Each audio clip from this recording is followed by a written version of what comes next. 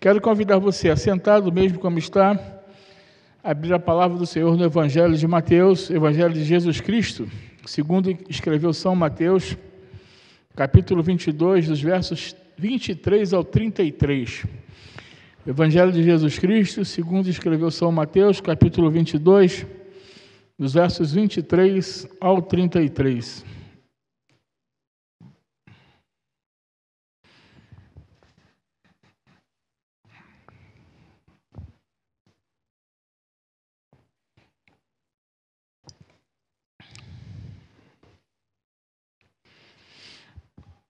Vamos abaixar nossas cabeças e falar com Deus. Senhor, estamos com a sua palavra aberta. Assim como tu falaste ao meu coração, pedimos que teu Espírito Santo venha iluminar a mente da tua igreja nessa noite, a receber a palavra que será proclamada. Fala aos nossos corações nessa noite, é a oração que fazemos em nome de Jesus. Amém, Senhor. Naquele dia aproximaram-se dele alguns saduceus que dizem não haver ressurreição, e lhe perguntaram: Mestre, Moisés disse, se alguém morrer, não tendo filho, seu irmão casará com a viúva e suscitará descendência ao falecido. Ora, havia entre nós 7 irmãos. O primeiro, tendo casado, morreu, e não tendo descendência, deixou sua mulher a seu irmão. O mesmo sucedeu com o segundo, com o terceiro, até o 7º. Depois de todos eles, morreu também a mulher. Portanto, na ressurreição, de qual dos 7 será ela esposa? Porque todas as esposaram. Respondeu-lhe Jesus: errais, não conhecendo as Escrituras, nem o poder de Deus. Porque na ressurreição nem casam, nem se dão em casamento, são, porém, como anjos do céu. E quanto à ressurreição dos mortos, não tendes lido o que Deus vos declarou? Eu sou o Deus de Abraão, o de Isaque e de Jacó. Ele não é Deus de mortos, e sim de vivos. Ouvindo isto, as multidões se maravilhavam da sua doutrina. Palavra do Senhor, irmãos. Errais, não conhecendo as Escrituras, nem o poder de Deus, conforme está em Mateus 22, 29. É o que diz Jesus aos saduceus, que vêm também eles disputar com ele em mais uma das várias controvérsias entre o Senhor e os seus competidores. Existem poucos relatos dos saduceus na palavra de Deus. As aparições dos saduceus nos evangelhos são muito desastrosas, vergonhosas. Mesmo ela, mais que traga um desconhecimento, é reveladora de má intenção, de coração ruim. Os saduceus eram pessoas que refutavam a ideia da ressurreição. Eram pessoas que estavam no meio do povo e que gostavam de sempre trazer algo de ruim, semear algo de ruim no reino de Deus. Portanto, eu quero trazer o tema da mensagem dessa noite, é que nós precisamos conhecer as Escrituras e o poder de Deus. Precisamos conhecer as Escrituras e o poder de Deus. E deixar as nossas opiniões, o nosso pensar, o nosso agir de lado e olhar para a Bíblia, para o foco, para a palavra. O contexto da afirmação em destaque da sessão, a sessão a qual nós lemos, é a pergunta, na realidade, uma pegadinha dos saduceus sobre a ressurreição, na qual não acreditavam. Os saduceus não acreditavam na ressurreição. Saduceus, para quem não sabe, era um partido político da elite. Eu já falei isso aqui na escola dominical. Eram pessoas influenciáveis, influenciadoras no meio da sociedade. Pessoas que tinham cargos importantes no meio da sociedade. A pergunta deles a Jesus é feita na forma de uma inverossímil história de uma mulher que se casou sucessivamente com 7 irmãos a fim de lhe gerar descendência sem sucesso. Era uma história inverossímil, não era uma verdade. Aquela história não foi verdadeira. Eles inventaram aquela história para ver se pegavam Jesus através de uma pegadinha. Ao fim, da qual história vem, afinal, a bendita pergunta: de quem ela seria mulher na ressurreição, visto que todos tiveram por marido? Como tal questão, Jesus os acusa de não conhecer as Escrituras, nem o poder de Deus.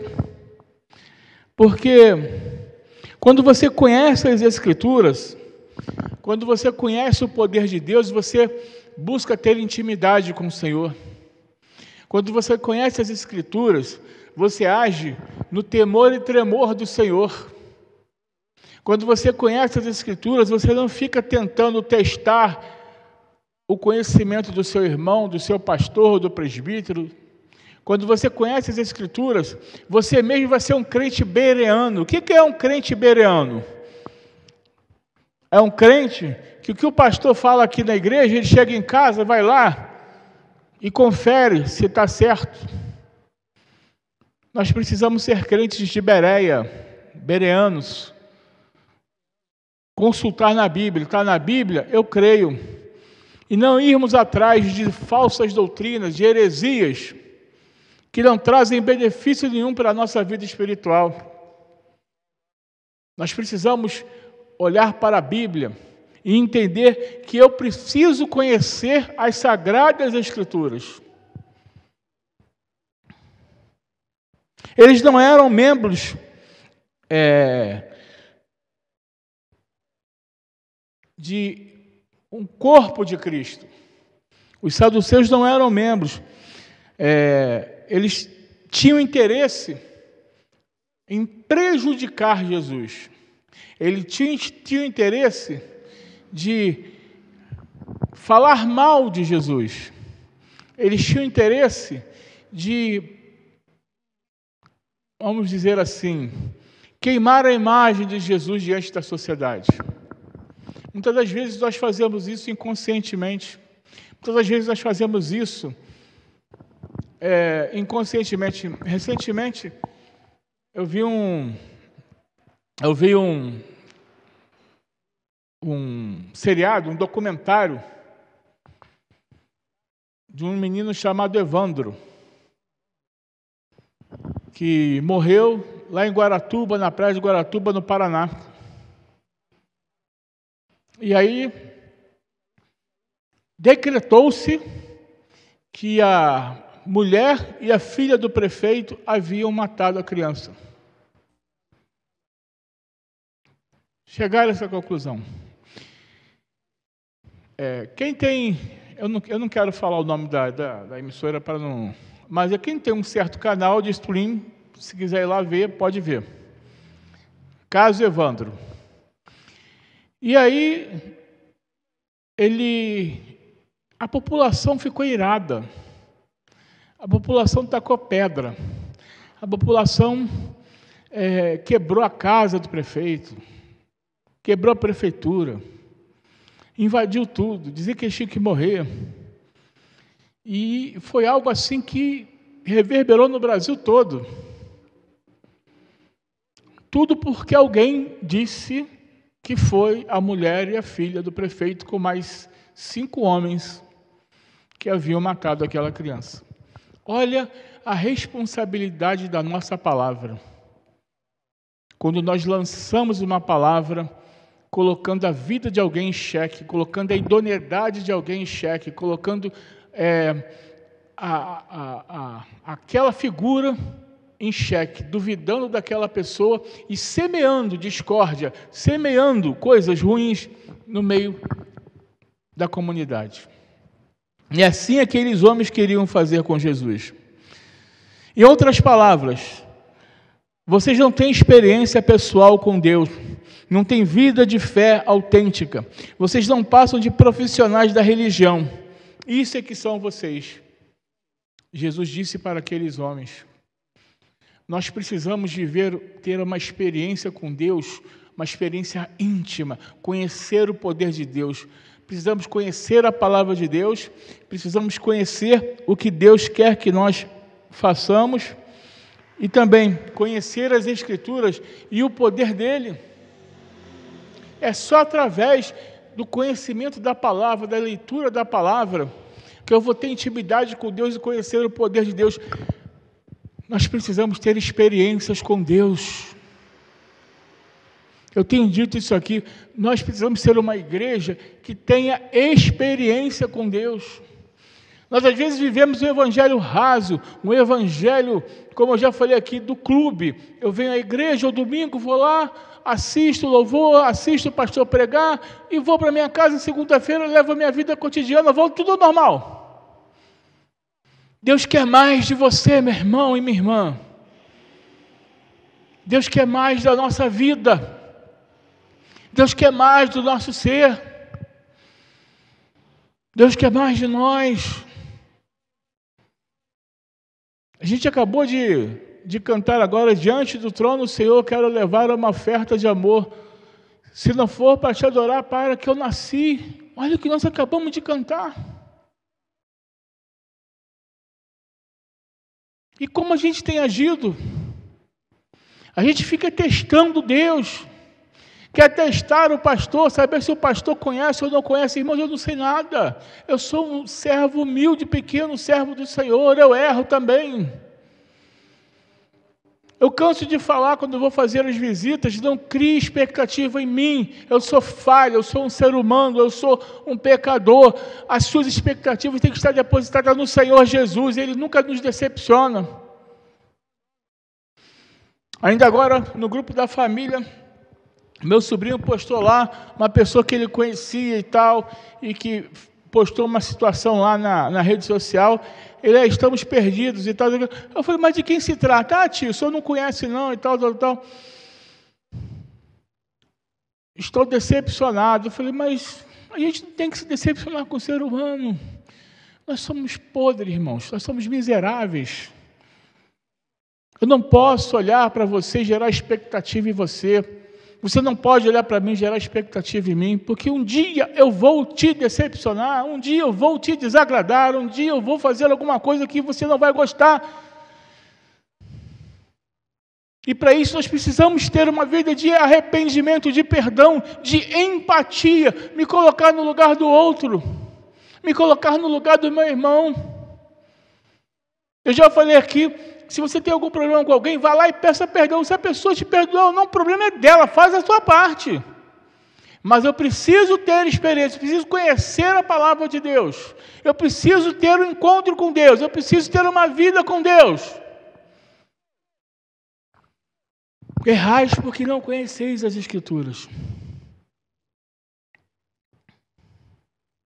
É que eles não eram mais do que doutrinários habitantes do mundo das palavras e ideias prontas e acabadas. Não eram buscadores da verdade, nem servos uns dos outros pelo amor. A prova, quem é de Deus não faz armação usando a Bíblia para prejudicar o próximo. Mas não faz mesmo, irmão. Quem é de Deus não fica armando pelos cantos. Quem é de Deus é honesto, sincero. Quem é de Deus não fica fazendo coisas erradas. Quem é de Deus faz as coisas certas, apresenta ao Senhor. Nós precisamos nos posicionar, irmãos. Precisamos nos posicionar. Ou somos ou não somos. Ou és quente ou frio, porque morno estou a ponto de vomitar-te. E a gente precisa se posicionar em relação ao mundo. A sociedade está nos impondo coisas, enfiando goela abaixo, coisas que não são bíblicas. Será que eu preciso dizer mais ou tenho que desenhar? Esse mês agora, Dia dos Namorados, o que se viu em propaganda? É a sociedade querendo nos empurrar que o errado é o normal, é o certo. E que o certo agora vai se tornar o errado. Nós não aceitamos isso. Eu digo aqui, se quiser me prender, vai me prender, mas eu não admito isso na igreja a qual eu sou pastor. Nós não admitimos isso. Nós amamos essas pessoas.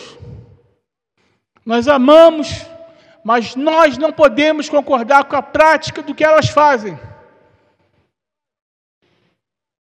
E não podemos aceitar isso goela abaixo, como se fosse uma coisa normal, uma coisa bonitinha. Errais porque não conheceis as Escrituras, nem o poder de Deus. E a gente precisa se posicionar. A gente precisa se posicionar em relação a essas coisas.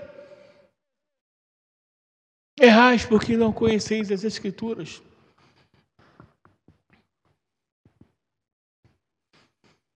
Os saduceus eram uma seita destoante da tradição do judaísmo da época, quanto ao ponto em discussão, dado que a maioria dos judeus acreditava na ressurreição dos mortos, no último dia, e no mundo por vir, e na eternidade da vida.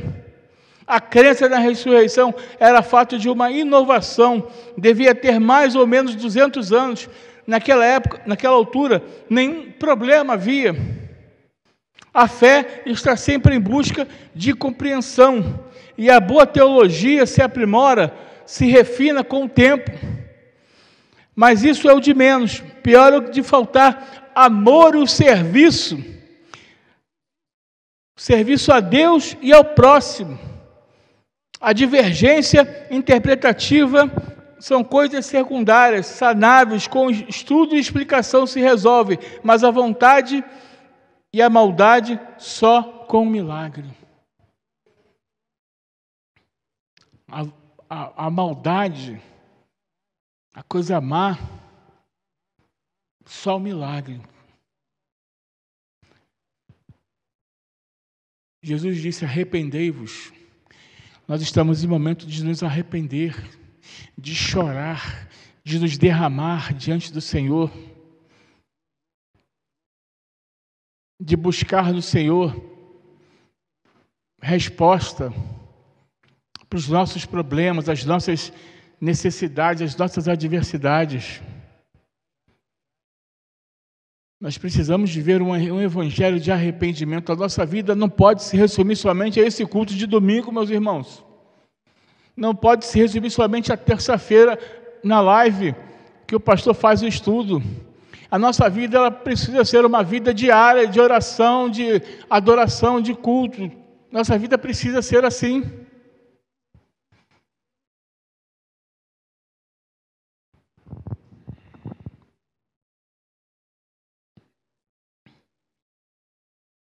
A fé está sempre em busca da compreensão e a boa teologia se aprimora. As pessoas querem, em última análise, desacreditar de Jesus, desautorizar o seu ensino, esvaziar o seu momento, eliminá-lo.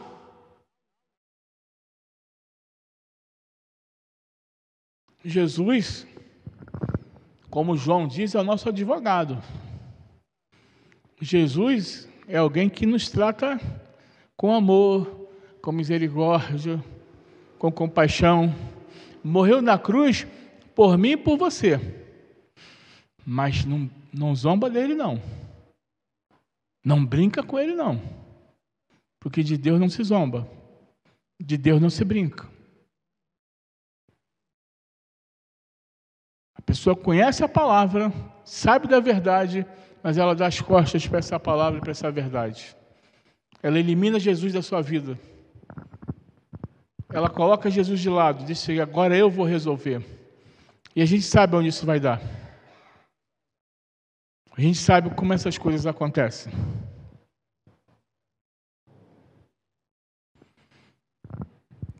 Impossível crer sem conversão. É impossível, irmãos, nós crermos em Cristo se não formos convertidos pelo Espírito Santo, tomados pelo Espírito Santo. Ao longo prazo, nada ali, as circunstâncias em que os saduceus se encontravam, eles apenas estavam dando vexame, desde o momento em que eles começam a contestar Jesus, a querer contestar, a querer colocar Jesus à prova. Não queira colocar Jesus à prova. Não queira desafiar Jesus. Não queira colocar Jesus acuado, porque Jesus jamais será acuado. Jesus jamais será colocado à prova. Será que os saduceus aprenderam alguma coisa com a ressurreição de Jesus? Afinal, além de ver Jesus fazer e falar tantas maravilhas, eles viram também o ressurreto, ou no mínimo ouviram contar da ressurreição, e teriam meios de comprová-la facilmente. Tudo isso à disposição, e nada fizeram. E nada colocaram em prática. Só sendo muito... Aí eu vou falar uma palavra que está em voga, né?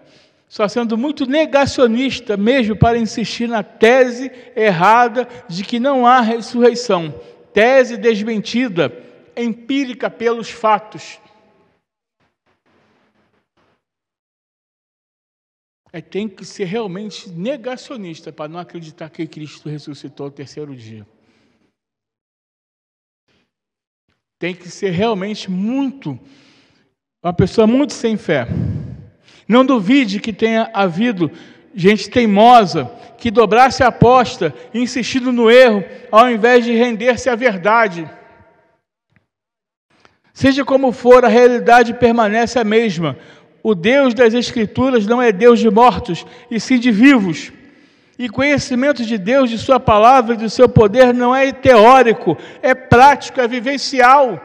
Nós não podemos viver uma vida na teoria. Nós não podemos viver uma vida na teoria. Falar uma coisa e viver outra.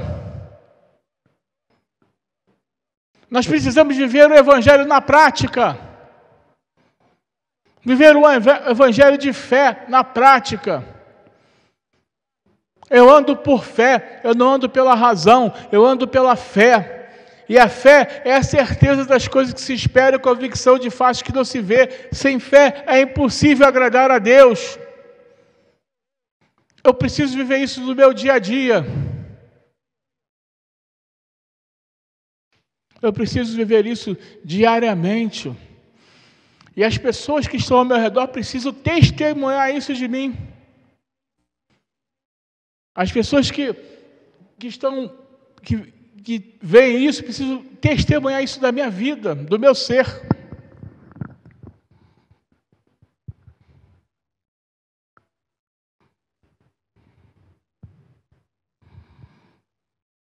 Fé bíblica não é corpo de doutrinas, a qual se dá sentimento intelectual, é modo de vida. Eu não sei se vocês já repararam, mas eu não gosto de falar essas coisas. Mas eu tenho conhecimento, irmãos. Eu tenho mestrado, sou bacharel em teologia. Mas já repararam do que o meu sermão eu procuro falar um sermão bem feijão com arroz? Sem rebuscar? Sem buscar teologia, teólogo tal, fulano de tal? Porque isso daí é intelectualidade. A igreja precisa ver o Evangelho na prática. O Evangelho substancial, o alimento sólido, o alimento que você entende no dia a dia.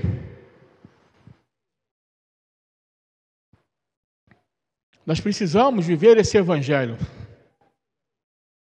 Precisamos viver na prática esse Evangelho. Eu preciso sair daqui hoje e saber que no sábado eu vou lembrar: errais porque não conheceis as Escrituras e o poder de Deus. Eu preciso saber que o tema do sermão foi esse, que foi em Mateus 22, de 23 a 33.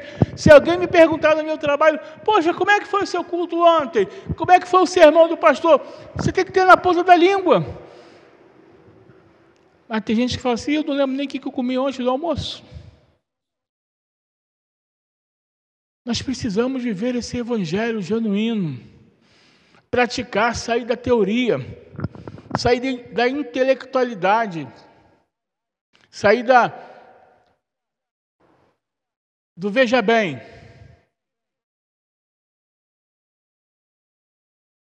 Bourdieu disse isso, Sócrates disse aquilo. E por aí vai. Platão disse isso. Não, irmãos. Jesus disse: eu sou o caminho, é a verdade e a vida. Ninguém vem ao Pai senão por mim. Nessa nossa ida agora ao Rio de Janeiro, a nora da Selma falou uma coisa muito interessante e que eu não tinha pensado.